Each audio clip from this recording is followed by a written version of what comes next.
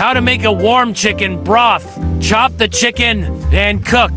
Cut the pak choy into small cubes. Cut the chili into small cubes. Peel and cut the ginger. And set aside. Cut the spring onion into small chunks.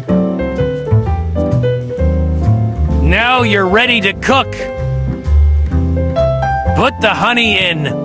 Once it's boiling, add the soy and chili. Add the chicken stock. After 5 minutes, add the chicken and the ginger.